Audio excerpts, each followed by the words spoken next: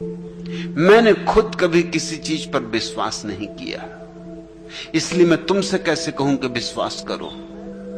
मैं तो अविश्वास के मार्ग से चला और सत्य तक पहुंचा।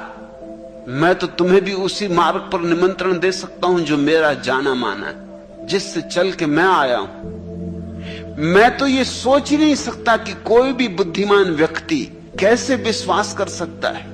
असंभव है मेरे लिए, कल्पना भी असंभव है। ईश्वर को तुमने देखा नहीं, कैसे मानोगे?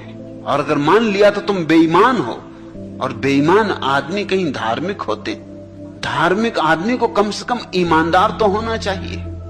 इतना भी ईमान नहीं है कि तुम कह सको कि मुझे पता नहीं। तुम कायर हो। लोग कहते हैं कि मानो, और ऐसे लोग जिनके हाथ में ताकत है, तुम ताकत के सामने झुकते हो। तुम सोचते हो तुम आस्तिक हो। तुम आस्तिक नहीं हो। तुम्हारे माँ बाप आस्तिक थे, उन्होंने तुम पे आस्तिकता थोप दी। वो भी आस्तिक नहीं थे, उनके माँ बाप उन पे थोप गए। ये बीमारियां पीढ़ी दर पीढ़ी चलती। पंडित, पुरोहित, अध्यापक, राजनेता, वो सब आस्तिक है, मगर वो भी आस्तिक नहीं, उन पे भी थोपा गया है। इन सब के बीच ईमानदार आदमी पहला काम तो ये करेगा कि वो इस कूड़े कचरे को हटा के रख देगा। वो कहेगा जो मैं नहीं जानता हूं उसे कैसे मान सकता हूं। धार्मिक व्यक्ति जिज्ञासु होगा, विश्वासी नहीं। और जिसने विश्वास कर लिया उसके जीवन में श्रद्धा कभी पैदा नहीं होगी, क्योंकि उसने झूठे सिक्के पे भरोसा कर लिया। तो असली सिक्के की खोज कौन करेगा, क्यों करेगा? जब झूठा ही असली मान लिया तब असली की खोज की झंझट क्यों उठानी, कैसे उठानी? तुमसे कहा गया है सदियों सदियों से कि अगर ईश्वर को पाना है तो पहले मानो। ये भी कोई बात हुई?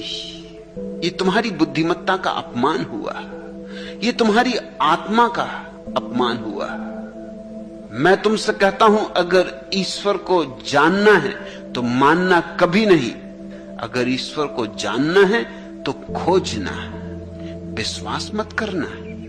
मैं एक वैज्ञानिक धर्म की नींव रख रहा हूं। यहां तो पूछो, जी भर के पूछो।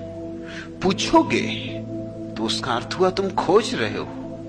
मैं तुम पर कुछ थोपना नहीं चाहता, इसलिए तुम्हारे प्रश्नों के विपरीत नहीं हूं। चाहता हूं तुम्हारे भीतर प्रश्नों को जगाऊं, सदियों सदियों से सोए पड़े प्रश्नों को उकसाऊं। सदियों सदियों से तुम्हारे भीतर प्रश्नों के अंगार विश्वास की राख में दब गए, उस राख को हटाऊं और अंगारों को फिर से हवा दूं।